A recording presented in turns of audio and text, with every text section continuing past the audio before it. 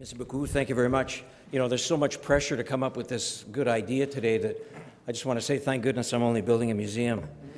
I just want to say it's so great to see the leadership citizens of Winnipeg engaged in this tremendous initiative, and it truly is an honor for me today to participate, to talk and listen about the inspiration for the 150th anniversary celebration of this great nation we call Canada, that we call home. I thank you for this invitation, and I'm very happy to share my thoughts with you on this 150th anniversary. For a country to mark its collective progress and to pause and define the goals for the future. Anniversaries can also be celebrations that capture a nation's imagination and leave an indelible mark on the hearts and minds of the citizens. Whether it's Terry Fox's historic run, the Olympic Games that Canada has hosted to Expo 1967, it is not always the date or the theme or ceremonies that we remember, it's how we felt. I remember 1967 when Canada was celebrating its 100th anniversary. One of my strongest memories from that time is Bobby Jimby's iconic song, Canada, ou la version en français, une chanson du centenaire. That song embodied the pride and sense of accomplishment that Canadians were feeling at the time. It became an anthem for our 100th anniversary, and if I were to hear that song now, I would still feel nostalgic about the celebrations from 1967.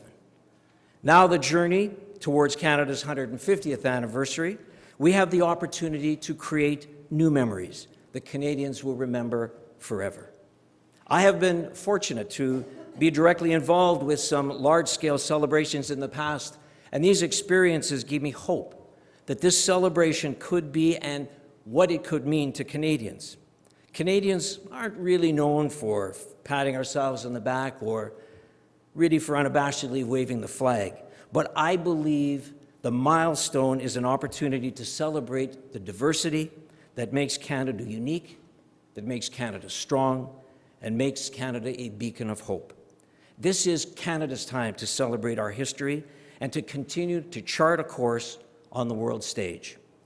In 1999, I served as the chair of the organizing committee for the World Junior Hockey Championship held here in Manitoba. Now, if you've seen a World Junior Hockey game or watched one on television, you're well aware of the passion and the excitement that accompanies this tournament. In Manitoba, many of the games were held outside the capital of Winnipeg and Brandon in smaller rural markets like Portage-la-Prairie, Selkirk, and Morden. Every single one of those games was packed to the rafters with people and emotion. They were able to share in this experience directly as a community. How symbolic that we are having this discussion in a railway station today, as it was the rail lines that served and tie this country together from east to west. Today, technology has the ability to connect us over vast spaces, and I just want to make this very important point. We must carefully consider how we showcase and celebrate our vast geography, rather than have geography come a barrier to celebrate. Now, I'm not finished talking about hockey just yet. The experience with the World Junior Hockey Championship solidified for me that hockey is, without a doubt, Canada's game. It revealed to me the values that make Canada a great nation: hard work, perseverance, dedication, teamwork, integrity. When you wear that maple leaf, a sense of pride. Hockey is a way of bringing out the flag-waving Canadian spirit, bringing a nation together to rally behind a cause. Our 150th anniversary celebrations have the opportunity to unite people in a similar way. Wouldn't it be something? Just think about it. 2017, maybe a Winter Classic, maybe it's a Stanley Cup final between the Winnipeg Jets and the Quebec Nordique. You got a dream. 2010 Vancouver Olympics, Paralympic Games also serve as an example of the ways in which large-scale celebrations can lead to a greater sense of pride and national character. People came from around the world to participate as athletes or spectators in an event in Vancouver and Whistler, and the atmosphere was absolutely electric. The sporting events, along with the celebrations of music, dance, theater, and Manitoba House, where the Canadian Museum for Human Rights was featured as part of Canada Place, made the experience unforgettable for visitors. The respect of the four nations that hosted the Games created an even greater sense of togetherness and connectedness, honoring the place and the people and graciously welcoming the world.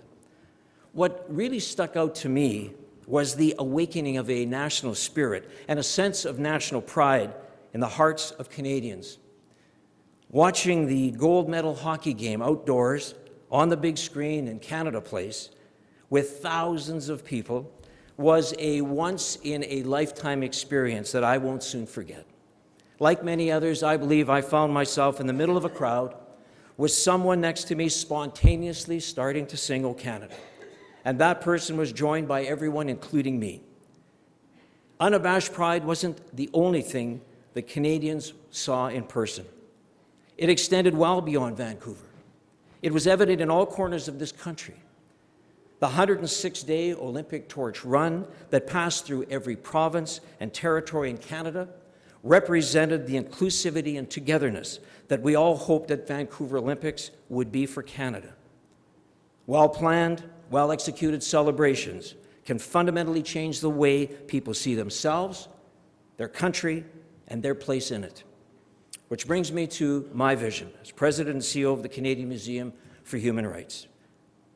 As Canadians, we take pride in our history, and we look forward to our future as the true north, strong and free. Now, that's the quietest anybody's ever said true north in the city of Winnipeg, if you've ever been to a Jets game. From our earliest days, we have always come together to advance our common purpose, each of us ready to do our part to move Canada forward, using our diversity to make Canada's social fabric stronger. Canada has a long history, striving to respect diversity and the rule of law. It is a place with high standards for itself and for others. At times, we have not been successful. Other times, we have triumphed. Our human rights history is a critical part of our character as a nation. I see the 150th anniversary celebration as an opportunity to honor our history, to cultivate respect and gratitude for the inheritance of the rights that others have fought to protect and to have recognized. We must look at where we started as a nation, where we find ourselves today, and where we want to be tomorrow. Our human rights history is our common history. It is the base of our identity as Canadians. We have many stories to tell, some well-known, some less familiar. And these stories can unite us as a country and to ultimately inspire this generation and generations to follow to affirm and protect the rights and responsibilities and freedoms. So like passing the torch that was mentioned earlier, the 150th anniversary celebrations have an opportunity to strengthen the fabric and serve as a positive catalyst for the growth of our great nation. What if, instead of a torch, we passed the stories of the nation, the stories of perseverance, the stories of struggle, the stories of community, and the stories of triumph? Our human rights history is clearly not blemish-free. Trailblazing is never without its misgivings or its mistakes. For example, we should recognize that even these 150th anniversary celebrations will not be viewed in the same way by all people. For many Aboriginal communities, this is not necessarily an event that warrants celebration. But by looking honestly and openly at the past, by engaging a diversity of voices and perspectives, and by celebrating what has been accomplished to overcome these mistakes, we will serve to make our nation more united, more proud, and more just. We can use this anniversary to continue a journey of reconciliation. The museum will look to create inspiring exhibits and programs to foster an appreciation of the importance of human rights, spur informed dialogue, and invite participants to identify the contemporary relevance of the human rights evidence of yesterday, of today, of home, and of abroad.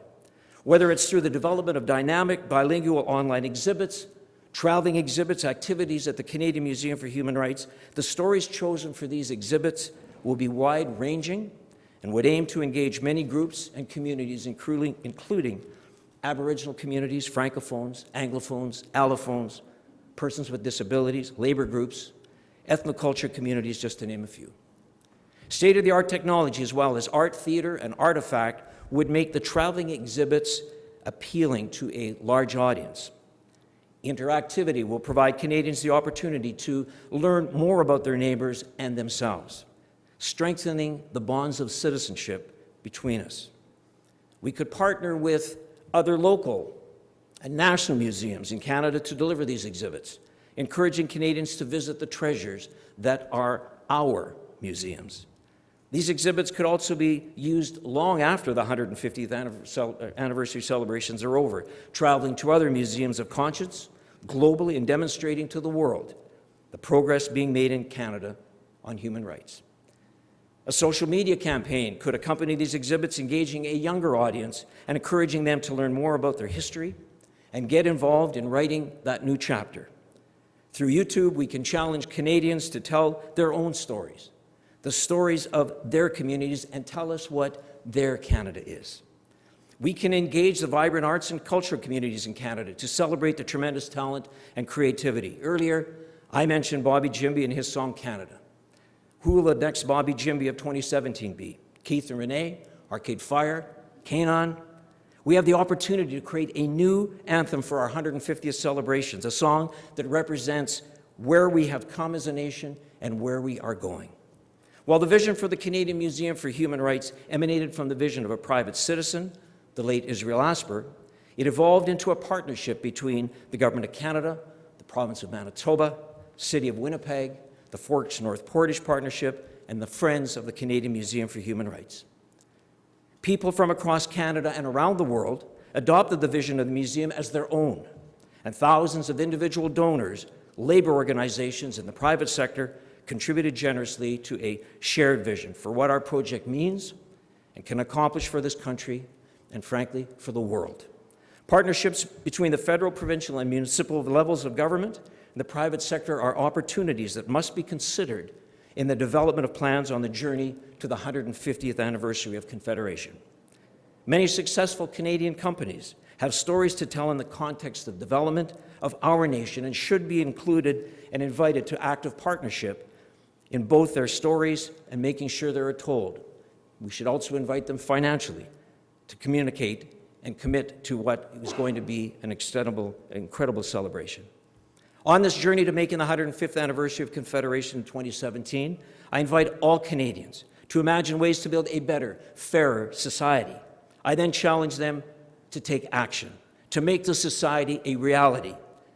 I believe in order to achieve our vision, we must work together to learn from our past, reinforce learning and innovation, and encourage philanthropy and volunteerism. We must build on our proud history and struggle ways to be better today than yesterday and better tomorrow than today. Je vous remercie de m'avoir offert le privilège for having given me de the vous privilege parler. of speaking to you today. Travaillons ensemble Let's work together to make this great year, 2017, an unforgettable year for Canadians. call to service in our own way, and together continue to build this bold experiment that we all call Canada. Merci. Thank you. Miigwech.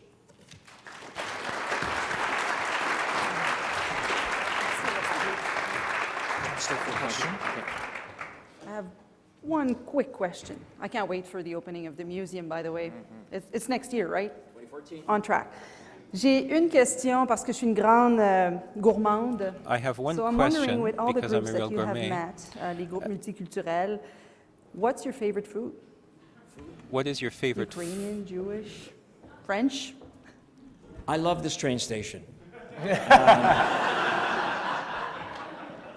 You know, I really, it's a great question, and I mean, it's such a loaded question as a Winnipegger Manitoban. We are so blessed with the richness and the culture and the diversity of whether it's food or whether it's the culture that we have learned from so many that have made Manitoba and Winnipeg their home, that it just enforces why the Canadian Museum for Human Rights is home in Winnipeg, Manitoba, Canada. It will be the voice for human rights coming from Winnipeg, Manitoba, Canada, because we make such good food.